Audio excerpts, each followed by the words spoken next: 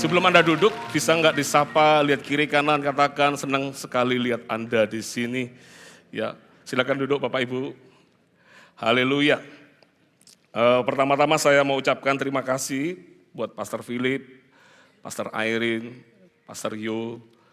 Ini sebuah kehormatan bisa melayani di rumah sendiri, ya, dan selalu senang karena selalu berada di tempat di mana kita berasal itulah sebuah sukacita yang besar. Ya, saya dan Pastor Lani hari ini kami melayani di Pulau Bali. Kami juga punya kerinduan untuk orang ingat Pulau Bali itu nggak cuma ingat makanannya atau pariwisatanya gitu ya. Karena kalau begitu mendarat satu pesawat dengan orang Surabaya langsung kelihatan. Ya, karena orang Surabaya langsung bahasanya medok. Karena saya dari orang Surabaya juga. Terus ngomongnya apa? Bigul gitu ya. Ngomong babi guling, ngomong ini dan itu segala macam. Ya, tapi kita semua, saya, Pastor Lani, full time, semua tim yang ada, kami punya kerinduan. Orang kalau ingat Bali itu nggak cuma ingat tempat yang indah, makanan yang enak, tapi mereka lihat ada gereja yang dipakai Tuhan di sana. Ya, di mana ada orang sakit disembuhkan. Ya, dengar-dengar nanti Pulau Bali akan dijadikan medical check up, tempat pengobatan yang paling besar, rumah sakit yang paling canggih katanya begitu. Tapi saya juga berdoa nanti di Pulau Bali justru banyak kesembuhan terjadi di sana. Supaya setiap lutut bertelut, setiap lidah mengaku Yesus Kristus adalah Tuhan. Ya, jadi kalau Anda ke Bali jangan lupa ada GMS Denpasar, ada GMS Nusa Dua dan ada GMS Tabanan. Dan tahun depan doakan kita muncul GMS Sanur. Kasih tepuk tangan bagi Tuhan kita. Ya. Hari ini saya melayani 3 kali. Saya akan memulainya nanti. Tema besarnya adalah memperbesar kapasitas untuk memperoleh apa yang Tuhan janjikan. Itu adalah tema besar kita. Dan di ibadah 1 nanti saya akan bicara banyak tentang bicara tentang hati. Ya, jangan khawatir, jangan takut. Mungkin Anda tinggal di sebuah tempat di mana nggak ada orang yang melihat Anda. Selama Anda menjaga hidup Anda dan hati Anda, Tuhan bisa temukan Anda. Ya, tapi nanti ibadah berikutnya saya akan banyak bicara tentang kalau orang kenal Daud itu, coba saya tes dulu di sini. Kalau ingat Daud, apa yang diingat di kita? Hah? Ngalahkan Goliat, betul. Apalagi Bapak Ibu, ada nggak yang bisa jawab?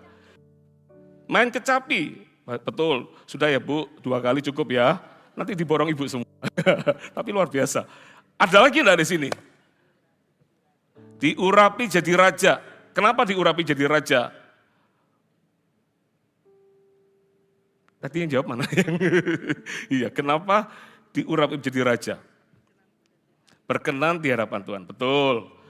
Berarti ingatnya Daud itu orang yang berkenan di hadapan Tuhan ya. Ada lagi enggak? Ada lagi enggak?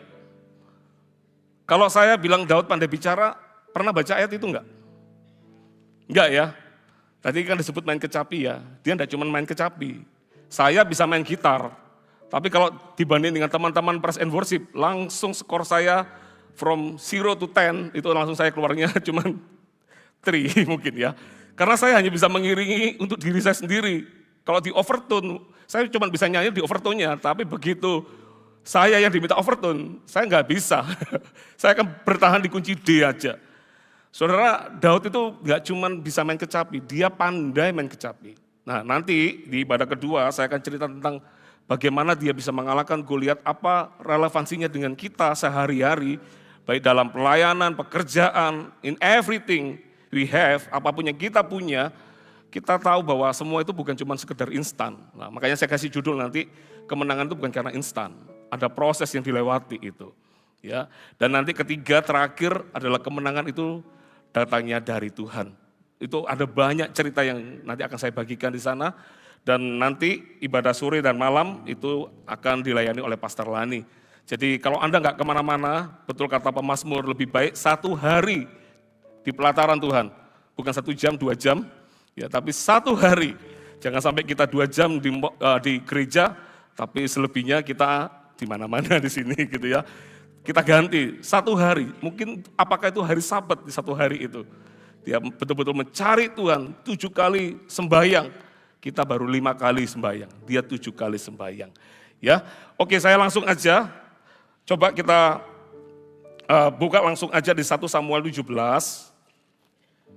1 Samuel 16.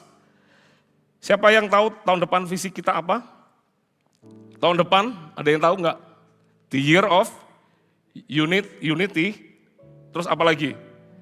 And Open Heaven. Tahun di mana ada kesatuan, di situ ada langit yang terbuka. Saudara coba bayangin ya, kalau Anda lihat judul di sini, dikatakan Daud diurapi menjadi raja. Dari satu judul yang dikasih oleh LAI, sebuah tanda tanya besar, bagaimana bisa seorang gembala diangkat menjadi seorang raja, diurapi, di level ini masih diurapi, belum diangkat ini, belum ditabiskan, belum dijadikan, hanya diurapi. Dari sekian banyak orang di Israel, di waktu itu, Daud menjadi orang yang dipilih untuk diurapi oleh Tuhan. Jadi ini kabar baiknya. Kalau Anda dan saya merasa bahwa kita ini, apa yang kita pegang itu kecil, mungkin masa lalu kita nggak seberapa, nggak punya berita kemenangan di masa lalu. Kalau Anda bisa menjaga hidupmu berkenan di hadapan Tuhan, saya yakin mau dimanapun Anda berada, di situ Tuhan akan temukan kita. Katakan amin. Ya, dimanapun kita, mau ditaruh di gunung yang tinggi. Kalau saya bilang, godain teman-teman di Bali, mau kita ditaruh di gunung yang tinggi, bahkan di dalamnya mungkin masuk terowongan di segala macam. Tapi Tuhan itu pasti bisa melihat kita di sana.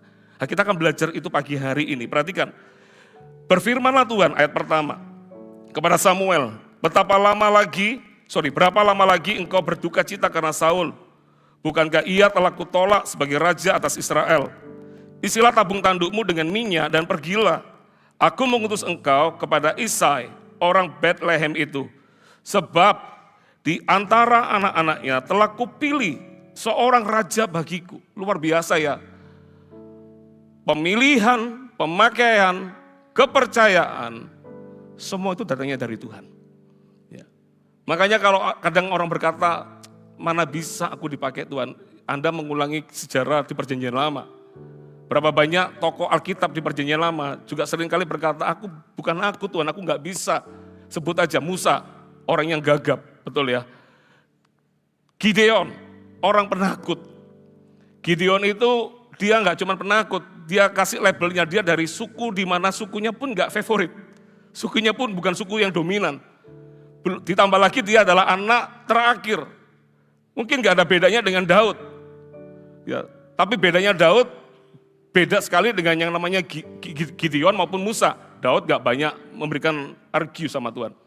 Meskipun mungkin dia gak pernah berpikir mimpi apa dia menjadi seorang raja di Israel. Kalau Anda ke Israel, Anda akan lihat sampai hari ini pun di dalam benderanya pun itu ada bintang Daud di situ. Ini raja paling masyhur. Ya, makanya ini raja hebat. Tapi pernah mimpi apa Daud? Seorang gembala, hanya sedikit dari kambing domba, tapi Tuhan bisa pilih dia. Coba kita akan belajar lebih lagi. Tetapi Samuel berkata, bagaimana mungkin aku pergi? Jika Saul mendengarnya, ia akan membunuh aku. Firman Tuhan, bawalah seekor lembu muda dan katakan, aku datang untuk mempersembahkan korban kepada Tuhan. Kemudian undanglah Isai ke upacara pengorbanan itu, lalu aku akan memberitahukan kepadamu apa yang harus kau perbuat, urapilah bagiku orang yang akan kusebut kepadamu. Saya putus saja di ayat 5. Jawabnya, ya benar, aku datang untuk mempersembahkan korban kepada Tuhan, kuduskanlah dirimu dan datanglah dengan daku ke upacara pengorbanan ini. Kemudian ia menguduskan Isai dan anak-anaknya yang laki-laki dan mengundang mereka ke upacara pengorbanan itu. Ketika mereka itu masuk dan Samuel melihat Eliab, lalu pikirnya, sungguh di hadapan Tuhan sekarang berdiri yang diurapinya. Ya.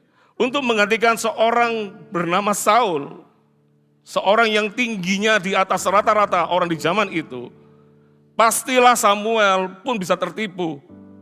Karena melihat orang kalau mau compare itu ya jangan sampai ngomongnya 11-6 atau 11-4 gitu kan. 11-12 lah, beda-beda sedikit gitu ya. Ini ketika lihat Eliab, karena Eliab ini sejak masa mudanya dia juga seorang yang ada di dalam peperangan. Seorang yang gagah perkasa, mungkin dia latih tubuhnya dengan luar biasa. Tapi ternyata Tuhan menolak orang ini. Kenapa? Nanti akan saya tunjukin. Kenapa Tuhan itu menolak Eliab? Padahal secara kurikulum vitae, secara dilihat oleh manusia, ini orang hebat. Kami pun semua para hamba Tuhan, kami pun merasa kami juga bukan orang-orang hebat. Ya, tapi oleh karena pilihan Tuhan aja kami boleh ada hari ini. Ya, kalau dibanding dengan yang lain, aduh pintar-pintar orang itu. Ya, saya karena jemaat itu kan dari mana-mana ya. Ada satu jemaat kita itu seorang Guatemala, pekerjaannya di PBB. Istrinya akan jadi calon CGL, akan segera diangkat. Datang ke kami cerita, dia bilang, saya ke gereja ini, saya ngalami lawatan Tuhan. Dia sendiri pun dijamah menangis. Kalau dibanding dengan seolah-olah dengan ukuran dunia pekerjaan, beliaulah yang mungkin orang ini utusan PBB, harusnya orang hebat ini di antara semua orang. Tapi kenapa kami yang dipilih? Karena pilihan itu bukan karena penampilan, bukan karena kehebatan. Karena yang pertama-tama yang perlu kita punya modal itu adalah hati kita. Ada lagu dikatakan gini, Bapa sentuh hatiku, ubah hidupku menjadi yang baru, bagai emas yang murni kau membentuk. Ini yang paling penting, bejana hatiku. Karena hati gak kelihatan. Bapa ajarku mengerti sebuah kasih yang selalu memberi, bagai air mengalir yang tiada pernah berhenti. Eliab gak dipilih bukan karena dia gak cocok perawakannya, bukan. Mungkin dia tampang lebih keren, body bagus, tapi Tuhan itu melihat kedalaman. Ya. Makanya hari ini yang kita bisa bawa pertama-tama ke rumah Tuhan seperti pagi ini, termasuk juga yang di online, bawa hati ini loh yang paling penting. Tuhan, aku bawa hatiku di hadapan-Mu karena Engkau yang menyelidiki setiap hati. Kalau Engkau yang menyelidiki setiap hati, mau ditaruh dimanapun Tuhan bisa tahu kita loh saudara. Ya, coba kita lihat ya, di ayat berikutnya. Dikatakan begini, ayat 7, tetapi berfirmanlah Tuhan kepada Samuel, janganlah pandang parasnya atau perawakan yang tinggi, sebab aku telah menolaknya, bukan yang dilihat manusia, yang dilihat Allah. Manusia melihat apa yang di depan mata, tetapi Tuhan melihat hati. Katakan melihat hati. Apa hati? Kalau Anda belajar dari Alkitab, hati itu bukan sekedar organ fisik yang ada. Tapi hati itu adalah pusat kehidupan dari batin setiap manusia. Tempat di mana motivasi itu berasal. Itulah hati. Ya, makanya ada satu lagu dikatakan, tapi kita gak bisa nyanyikan lagu itu. Ya, gak bisa sembarangan nyanyi lagu. Lagu itu dikatakan selidiki hatiku. Lihatlah hatiku. Karena hati ini gak kelihatan.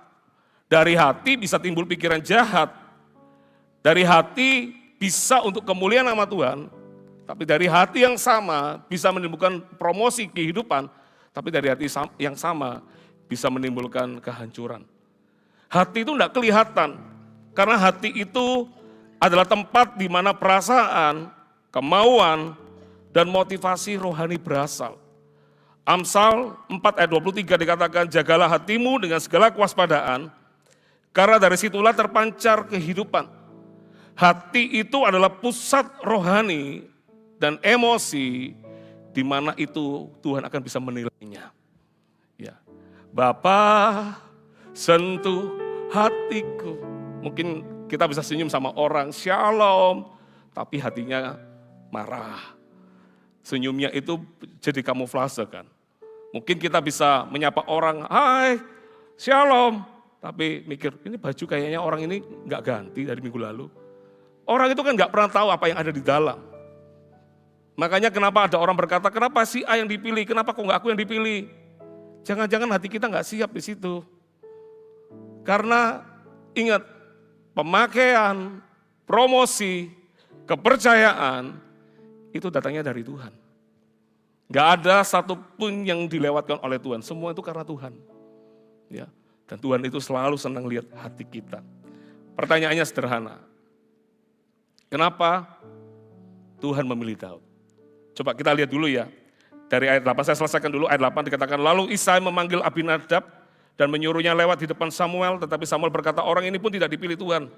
Kemudian Isai menyuruh Syama lewat, tetapi Samuel berkata, orang ini pun tidak dipilih Tuhan. Demikianlah Isai menyuruh ketujuh anaknya lewat di depan Samuel, tetapi Samuel berkata kepada Isai, semuanya ini tidak dipilih Tuhan. Lalu Samuel berkata kepada Isai, inikah anakmu semuanya? Jawabnya, masih tinggal yang bungsu. Coba, Isai itu nggak lupa anaknya. Anaknya ada 8 laki-laki, tapi kalau baca Alkitab katanya ada lagi yang perempuan. Tapi yang selalu kita akan ingat adalah 8 laki-laki. Daud adalah anak ke-8.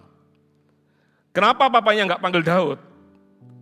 Mungkin karena anak kesayangan jangan diambil, mungkin gitu ya. Tapi ini kan bukan diambil, ini kan dipercayai.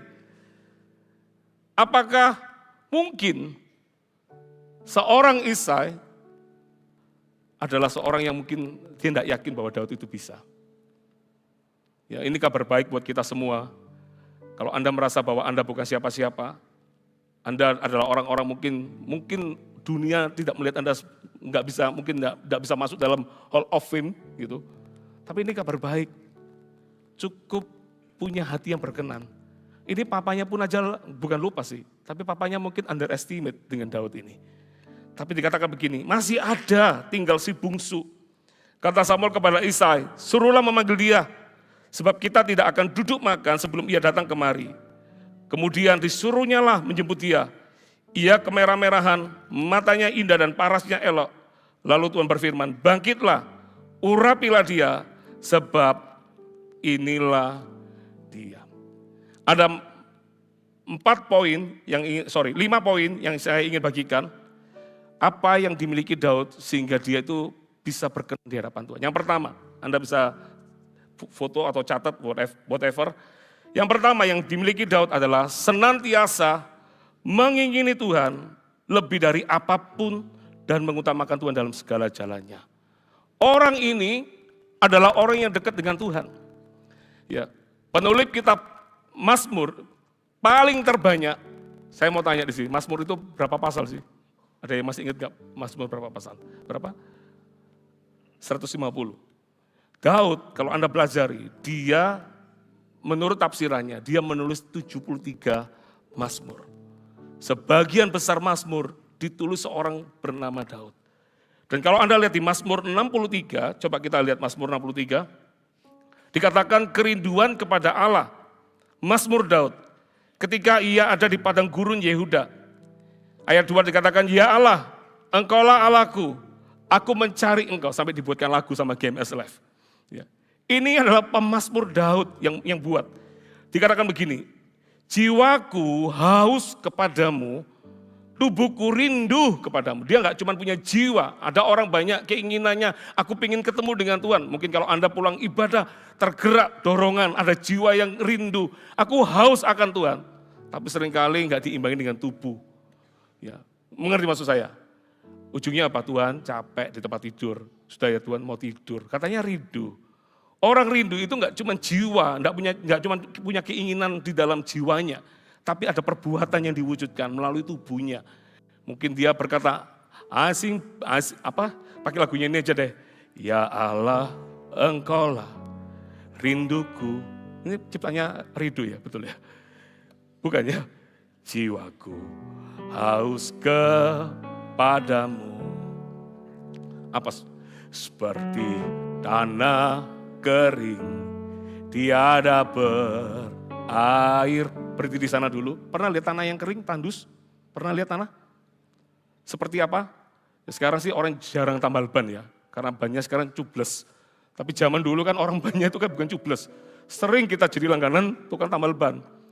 Kalau nggak pernah lihat tanah yang tandus, gampang. Lihatlah orang tukang tambal ban zaman dulu. Ya, kalau zaman sekarang sudah nggak ada cubles, sudah nggak ada itu. Tapi zaman dulu, untuk lihat ban itu sudah siap dipakai apa enggak, itu biasanya dikasih apa? Tempat dipanasin api itu, tembaga itu, disiram air, betul ya? Pernah tahu nggak? Apa masih muda semua di sini? Jangan-jangan lahirnya baru sekarang, mungkin nggak pernah tahu itu. Ayo, nggak berani angkat tangannya, pasti takut dianggap tua ya. Kelihatan umurnya. Kalau zaman dulu tukang tambal bannya, dia akan percikin dengan air, betul nggak? Sabun itu nanti setelah dilihat dari banyak itu kan ini bisa ini, tapi air yang dipercikan di tembaga itu loh. Dan itu sekali begitu kena air itu kayak langsung menguap, menguap lagi. Nah Daud itu kerinduannya kepada Tuhan seperti itu. Dia nggak pernah merasa enough, cukup ketika dia mengalami hadirat Tuhan.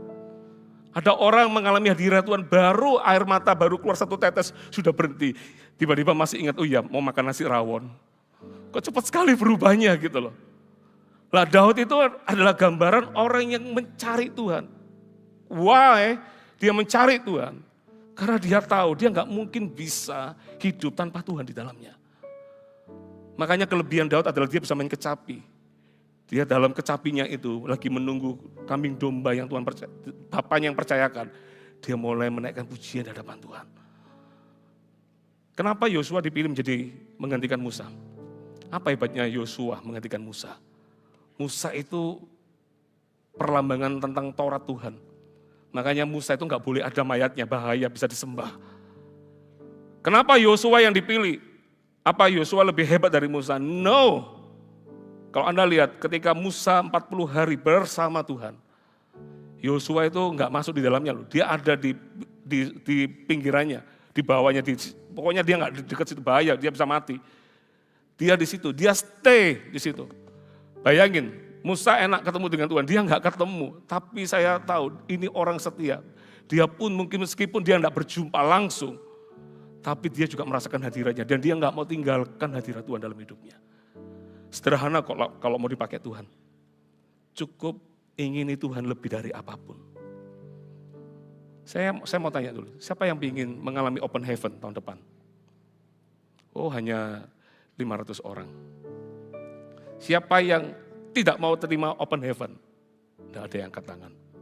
Ternyata yang tidak angkat tangan itu jauh lebih banyak loh. Coba ulangi lagi, siapa yang mau mengalami open heaven? Promosi, segalanya. Oh saya mau mengalami open heaven. Saya mau mengalami langit yang terbuka itu. Karena kalau Tuhan pilih seseorang, mungkin seperti kita berkata seperti mimpi. Karena tidak pernah kubayangkan, kok bisa ya jadi seperti ini. Saya punya sepupu, dia bahkan sekolah dokternya pun aja itu mengandalkan beasiswa. Berangkat dengan pas-pasan.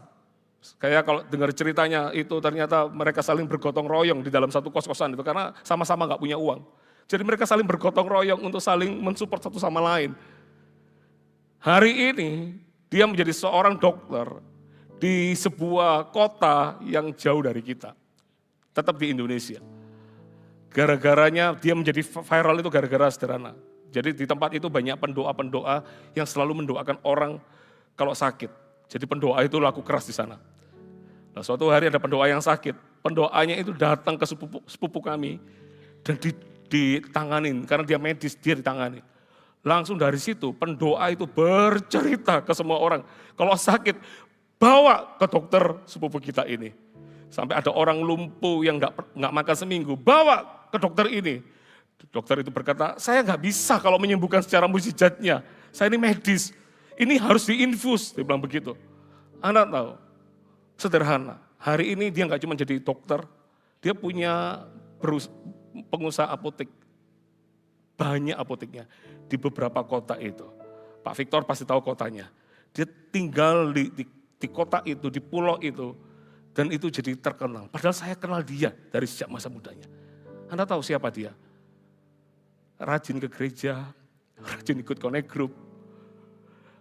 Dulu bertahun-tahun yang lalu ketika saya menjadi gembala di Jember, ada satu oma usia 70 yang tertangkap Tuhan, akhirnya menjadi jemaat yang aktif ke gereja. Setiap minggu ketika pulang itu saya antar oma itu. Kadang-kadang kalau lagi hujan itu saya bawa payung karena rumah oma itu masuk di gang di belakang sebuah bank besar di kota Jember. Itu saya bawa payung dengan Pastor Lani, kami payungin oma itu antar pulang sampai ke rumahnya.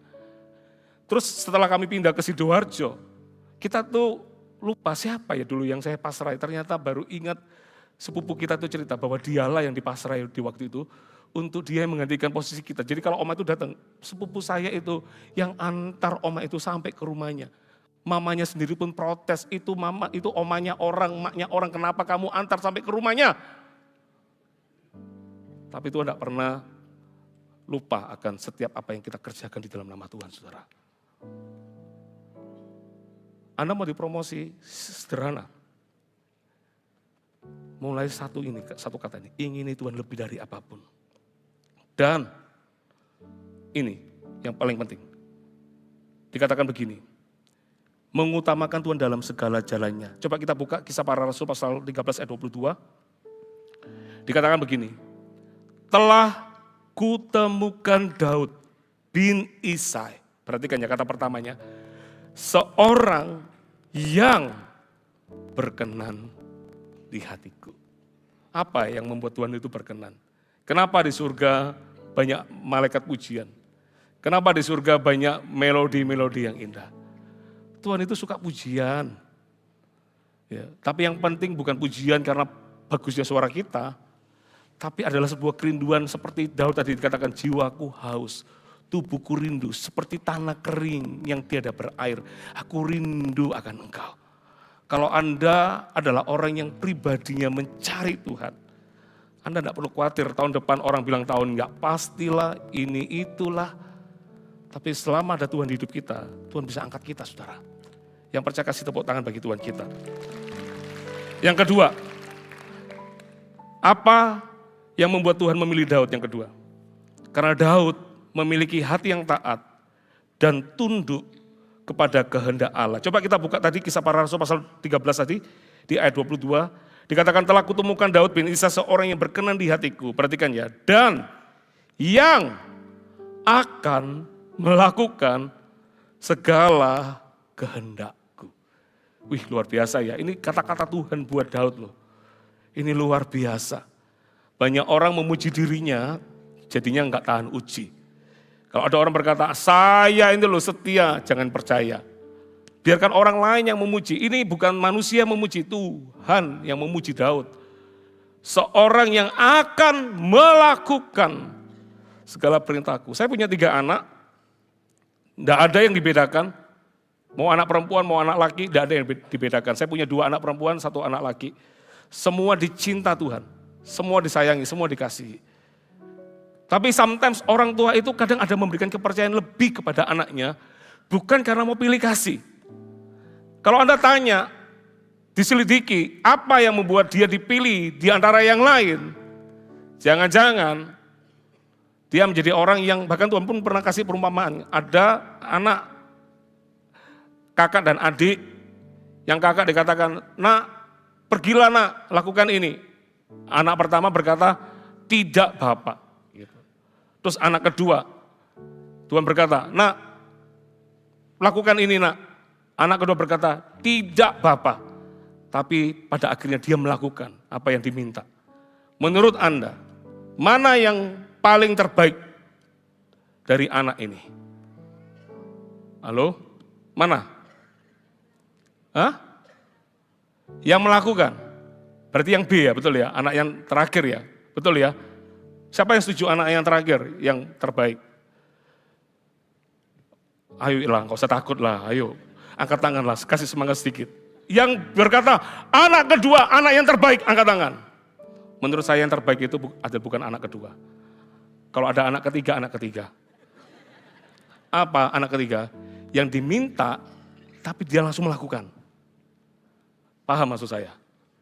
Daud ini, Tuhan berkata, seorang yang akan melakukan apa yang kuperintahkan. Tidak ada kata tidak. Tidak ada kata ya tapi tidak melakukan. Tidak ada kata tidak dan dia melakukan. Tidak. Tapi dia berkata ya dan aku melakukan. Sederhana kalau mau dipakai Tuhan itu sebetulnya.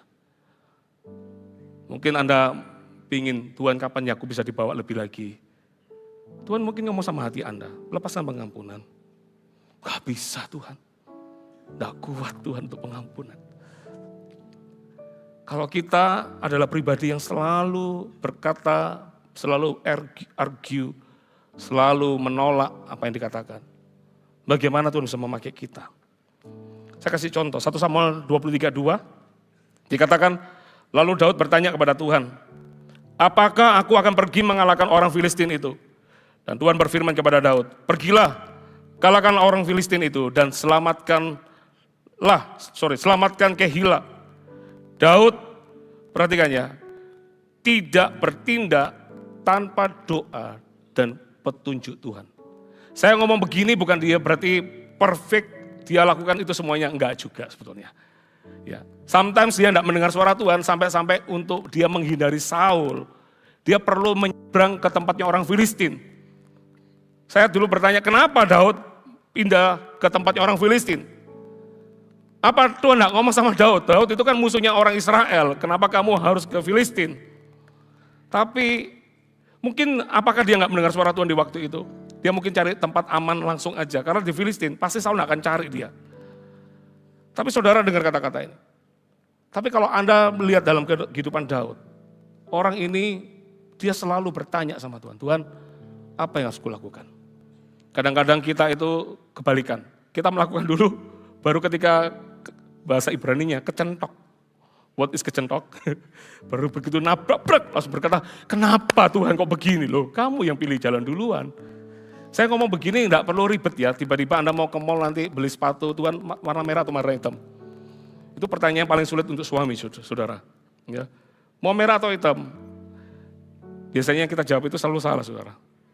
Dan herannya adalah kenapa bertanya, kan gitu ya. Padahal itu pertanyaan yang tidak perlu dijawab. Tinggal Anda tanya kembali, menurutmu, kayak orang Israel itu loh. Orang-orang Israel itu kenapa dibilang orang pintar? Karena dia menjawab pertanyaan bukan dengan jawaban, dia menjawab pertanyaan dengan pertanyaan.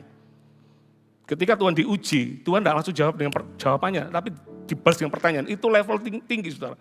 Makanya kalau Anda ditanya, bapak-bapak, belajar peka, tanya ibu-ibu, menurut Koko, sayang atau whatever, mana yang lebih bagus, merah atau hitam?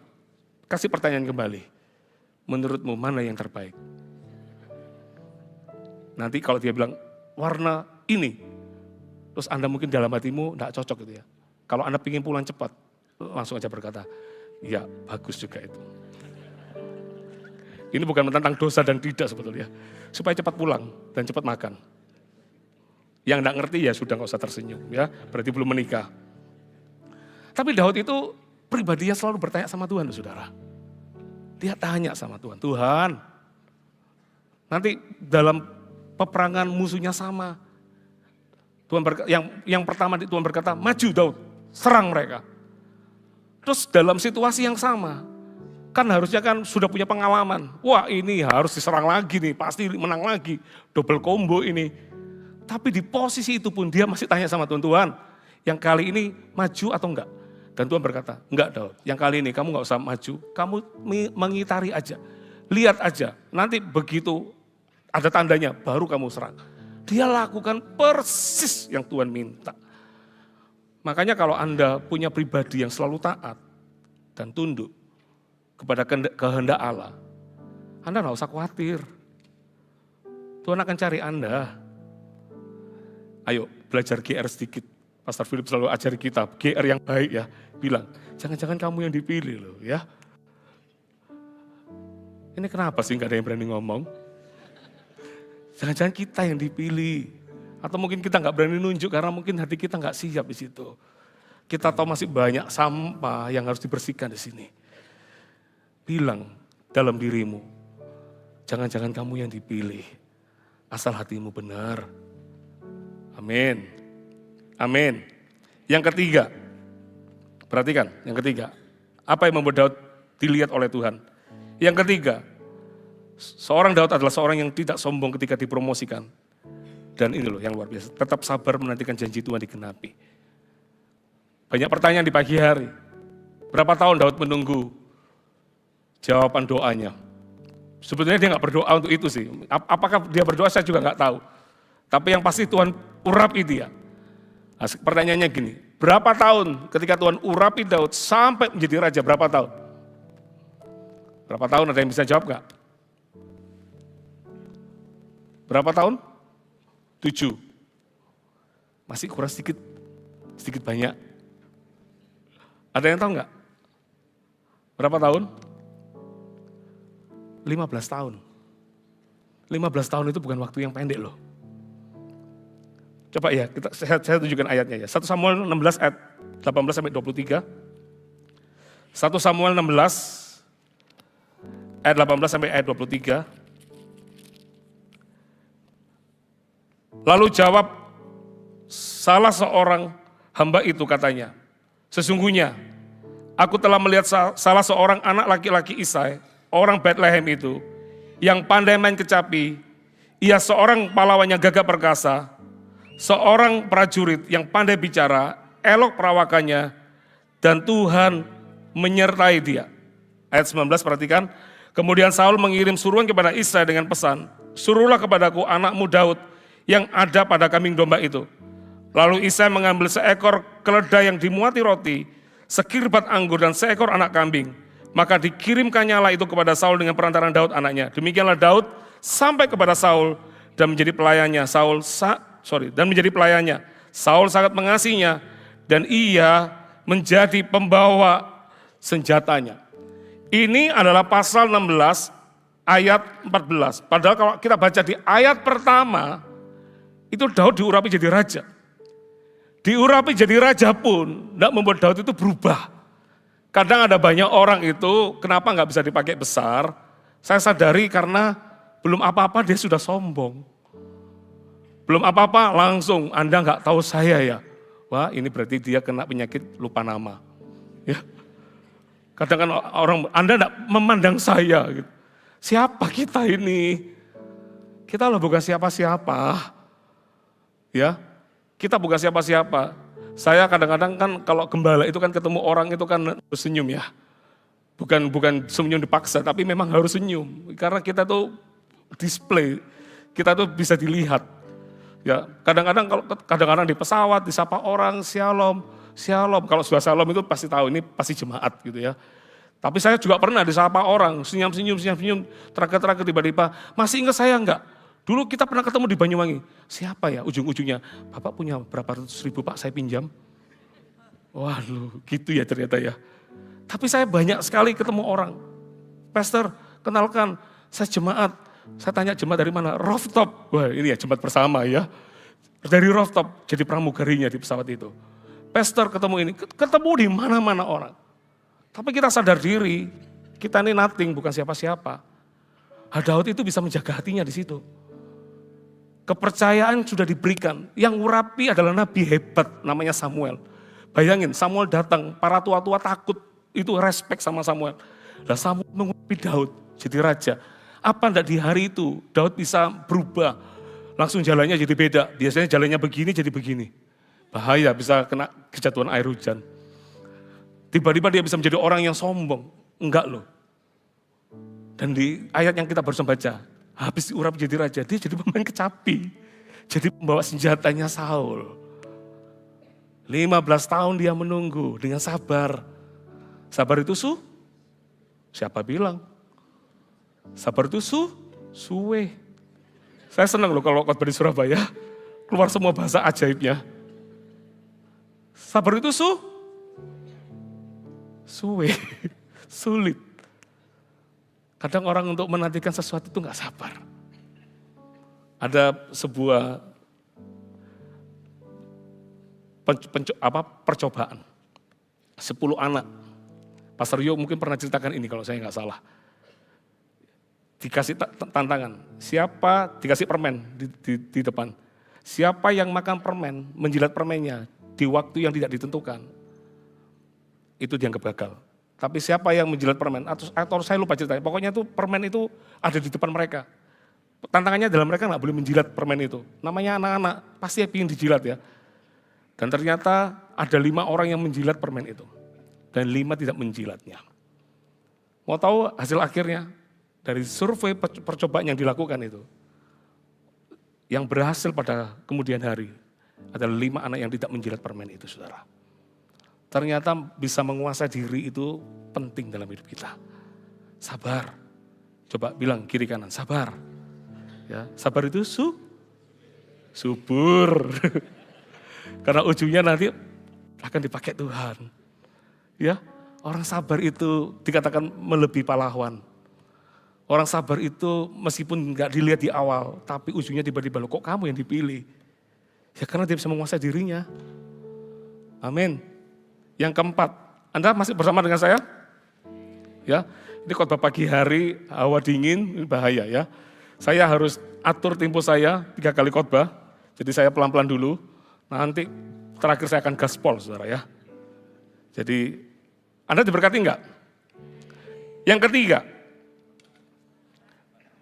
iya berarti Anda enggak tidur. 4. Yang keempat, perhatikan, apa yang dimiliki Daud? Ini, dia memiliki karakter setia dan bertanggung jawab dengan apa yang dipercayakan kepadanya. Alkitab mengatakan, orang setia, siapa yang akan mendapatkannya? Zaman begini cari orang setia itu nggak gampang. Ya, dulu kita punya ART, bisa ini ART dari dulu ikut mama saya masih kecil, sampai sekarang masih ada. Sekarang susah loh mencari begitu. Ya, orang cari orang setia itu nggak gampang. Tapi Daud adalah perlambangan orang yang punya karakter setia dan bertanggung jawab. 1 Samuel 17 ayat 15, perhatikan. 1 Samuel 17 ayat 15, saya bacakan buat Anda, dikatakan, tetapi Daud selalu pulang daripada Saul untuk mengembalakan domba ayahnya di Betlehem. Ketika dia bekerja di istana raja pun, dia nggak berubah setia. Pulang masih tahu ada PR di rumah, ada PR-nya dari papa, gembalakan kambing domba. Bayangin ya, saya sampai pikir, kenapa sih ayat ini ditulis? Apa urgensinya sampai menulis mengembalakan kambing domba? Mungkin bahasa kita pulang rumah, bersih-bersih rumah gitu ya. Masih bisa cuci piring kalau nggak ada ART-nya. Masih bisa bersihkan kamar mandi kalau nggak ada ART-nya. Masih bisa bantuin. Ini orang hebat. Dia punya pekerjaan yang lain yang mentereng. Mungkin dia kalau pulang, dia akan punya label. Diurapi jadi raja. Mungkin semua saudaranya jadi gentar sama dia. Ditambah lagi, dia bekerja jadi kesayangan Saul. Memang menjadi kesayangan Saul. Sampai ketika Saul mendengar orang-orang yang bercerita, Saul mengalahkan beribu-ribu, Daud berlaksa-laksa. Di situ Saul mulai nggak cinta lagi sama Daud. Tapi sebetulnya Daud adalah anak kesayangannya Saul. Bayangin ya, kerja di tempat mentereng, di istana raja. Tapi pulang masih bisa tidak lalai dengan kewajibannya. Ini luar biasa. Kalau Anda punya pegawai dalam bekerja, pasti Anda akan pingin punya orang kayak Daud ini. Ya, kalau tanya kurikulum vitae-nya seperti apa? Gampang, lihat Daud, lihat Yusuf, ya kan? Punya Yusuf juga ini luar biasa, apa yang dikerjakan berhasil semua, sampai Potifar nggak ngerjakan apapun. Setia, tahu kata setia itu keluar dari apa? Tetap melakukan apa yang dipercayakan dengan konsisten, meski tidak dilihat orang. Orang setia itu nggak ada yang lihat, dia tetap akan mengerjakan pekerjaannya. Ya. Dulu GMS kita nggak punya jam check clock, sekarang semua punya jam check clock. Saya melayani di GMS tahun 2002. Karena saya biasa kerja di sebuah perusahaan, jam kerja itu jam 7.45 harus tet, nggak boleh terlambat. Saya buat kesepakatan dengan teman-teman full time di waktu itu. Kita janjian jam 8 tet, kita ke kantor. Mau tahu kantornya kita di mana? Di rumah mes di mana kita ada. Kamar kita di mana? Di sebelahnya. Jadi kita janjian, kalau kita buka pintu kamar kita, di depan itu sudah meja kantor kita. Terus kita janjian, kalau kita sudah tutup pintu, dikunci pintunya, kita nggak boleh kembali ke kamar kita, alasan apapun. Kita harus profesional, kita bekerja di situ. Bayangin, tiap jam 8 tahun 2002, kami bertiga duduk, saya biasa kerja di ekspor import. Meja saya nggak akan pernah bersih, karena dokumen selalu datang, saya harus lihat dokumen itu. Karena kalau saya nggak ACC, nggak tanda tangan, dokumen itu nggak berjalan. Tapi ketika menjadi hamba Tuhan, nggak ada dokumen saudara. Apalagi perintis gereja, belum ada apa-apa selain kita punya traktat undangan, kita mengajak orang-orang dari mana-mana, umum, segala macam random gitu di waktu itu ya. Jadi kita nggak ada itu. Awal pertama kali pindah ke kota Jember itu nggak ada kantor. Kita semua tinggal di kos. Anak-anak kos itu berkata, "Bapak ini, Koko ini kerja apa sih?" Saya bilang, "Nanti kamu pasti tahu." Tiba-tiba muncul baju. "Oh, Koko jualan baju ya?" Itu baju baptisan, saudara. Ya. Nanti tiba-tiba muncul gitar. "Oh, Koko musisi ya?" Oh, belum tahu dia. Terakhir muncul mimbar, saudara, ada salibnya. Dulu saya dapat mimbar ada salibnya. "Loh, Koko ini apa?" Anda tahu, tiap pagi itu karena kos, tiap pagi kita punya jam doa pagi di kos itu. Sementara kita doa karena nggak ada tempat yang lain, di ruang kos itu cuma ada ruang tamu. Dan ruang tamu itu biasanya ada penjaga kos itu, dia setel film India, saudara. Jadi dia semakin kencang kita langsung, "Yesuslah Tuhan yang layak." Semakin dia kencang, kita semakin kencang, saudara. Sampai akhirnya tereliminasi itu ibu penjaga kos itu. Karena dia pikir dia kalah sama 3 orang ini yang ngeyel tiap pagi berdoa pagi di situ. Kadang orang lihat seseorang itu hanya lihat jadinya. Tapi orang gak pernah lihat prosesnya. Daud itu setia. Anda mau dipakai Tuhan, sederhana. Apa yang Tuhan taruh di hidupmu, setia kerjakan itu. Jangan besok bangun pagi, alarm HP-nya disenus-senus. Tahu nggak, saya mau khotbah sekarang ini, saya sudah bangun 3 kali, saudara. Jam 1 saya bangun, jam 3 bangun. Saya sudah nggak sabar sampai ke gereja. Sampai puncaknya tadi jam 4, saya bangun lagi, sudah nggak bisa tidur. 4.15. Mungkin kebawa jam Bali soalnya, lebih 1 jam ya. 4.15. Tahu nggak, gampang kalau Anda mau dipakai Tuhan. Coba besok pagi bangun tidur. Anda setia enggak apa yang Tuhan taruh dalam hidupmu. Dengan satu toko, whatever it is. Dengan mungkin di pekerjaan, staff biasa, it's okay. Bisa enggak Anda datang dan berkata, "Tuhan, thank you, thank God buat pekerjaan yang ada. Thank God buat aku sebagai seorang istri melayani suami. Thank God aku seorang suami boleh menjadi kepala buat istri dan anak-anakku. Thank God." Kalau Anda bisa lakukan dengan setia dan bertanggung jawab, besar kemungkinan kita akan dipilih. Katakan amin. Masih mau lanjut sedikit? Halo, masih mau lanjut sedikit? Perhatikan ya. 1 Korintus 4 ayat 2 dikatakan, yang akhirnya dituntut dari pelayan-pelayan yang demikian ialah bahwa mereka ternyata dapat dipercayai. Lukas 16 ayat 10, barang siapa setia dalam perkara-perkara kecil, ia setia juga dalam perkara-perkara besar. Dan barang siapa tidak benar dalam perkara-perkara kecil, ia tidak benar juga dalam perkara-perkara besar. Apa bedanya setia dengan bertanggung jawab? Bertanggung jawab itu bicara tentang menyelesaikan tugas yang dipercayakan dengan tuntas. Enggak ada komanya. Apa yang dipercayakan done, semuanya selesai, semuanya baik. Mau dipercayakan di CG, KKRU, kemarin saya senang loh, ada satu coach datang membawa laporan, kita KKR coach, dia datang, kemarin kita membaptis 11 orang, kasih tepuk tangan dong. Yang dipakai Tuhan di gereja ini bukan cuma gembalanya, semua jemaatnya juga dipakai Tuhan. Orang-orang yang tertanam dalam CG, khotbah mereka bagus-bagus, saudara. Setia, orang yang setia begini, nggak mungkin nggak dipercaya sama Tuhan. Apa yang Tuhan taruh, kerjakan, tanggung jawab, kerjakan sampai tuntas. Ya, perhatikan kata-kata ini, nggak ada dalam catatan saya, Anda bisa catat di catatan Anda. Sebelum Tuhan mempercayakan domba Israel, kawanan besarnya, Tuhan melihat kesetiaan Daud ketika mengembalakan kambing domba yang hanya 2-3 ekor. Jangan bilang Tuhan masih sedikit ini, apa istimewanya, cuma 2-3. 2-3 itulah tesmu. Our test dikatakan is the greatest our testimony. Setiap tes yang Tuhan percayakan, sekalipun kecil yang kita dipercaya mungkin, justru itulah menjadi testimoni terbesar kita ketika kita lakukan dengan setia dan bertanggung jawab. Katakan amin. Kasih tepuk tangan bagi Tuhan kita. Yang terakhir, yang kelima. Kenapa Daud dipilih? Karena dia adalah orang yang berintegritas dan disukai dalam pekerjaannya. Saya nggak usah buka ayatnya, tapi Anda buka nanti 1 Samuel 29 ayat 6. Sampai Daud itu dipuji oleh raja orang Filistin namanya Agis. Dia dipuji sama orang Filistin. Kalau sampai ada orang memuji itu, bahkan levelnya itu musuh kita, orang di luar kita, itu berarti luar biasa Anda punya integritas. Apa integritas? Integritas adalah keselarasan antara pikiran, perkataan, tindakan, dan hati. Ya enggak gampang loh. Kadang orang punya hati percaya, di sininya bimbang. Di sininya percaya, di sininya bimbang. Kata-katanya lebih pesimis. Saya selalu ajarin orang-orang, kalau Anda ditanya sesuatu, Anda nggak bisa jawab. Lebih baik jawaban yang paling gampang, yang paling tidak mendukakan Tuhan itu adalah puji Tuhan. Masih sakit ya? Puji Tuhan. Ya. Betul kan? Kan nggak gampang. Kita pingin sembuh. Tapi kalau tanya kadang-kadang kepinginnya apa? Pingin cerita aku sakit. Capek begitu. Aduh badannya linu-linu. Katanya percaya kesembuhan, tapi kata-kata yang keluar adalah kata-kata keluhan. Gak bisa, integritas itu antara apa yang dipikirkan, apa yang diperkatakan, apa yang diperbuat dan di hatinya, itu selaras. Itulah orang berintegritas.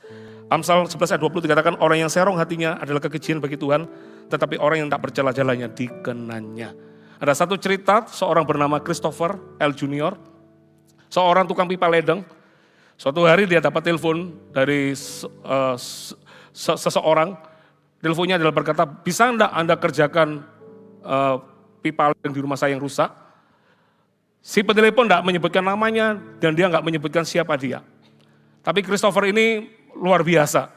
Ketika dia dapat telepon itu, dia berkata, maaf, saya enggak bisa melayani Anda dengan cepat karena pekerjaan saya masih ada beberapa antrian. Maukah Anda menunggu?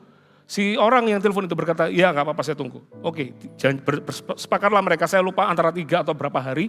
Intinya, besok sebelum dia melayani di situ, dia teks orang yang telepon itu.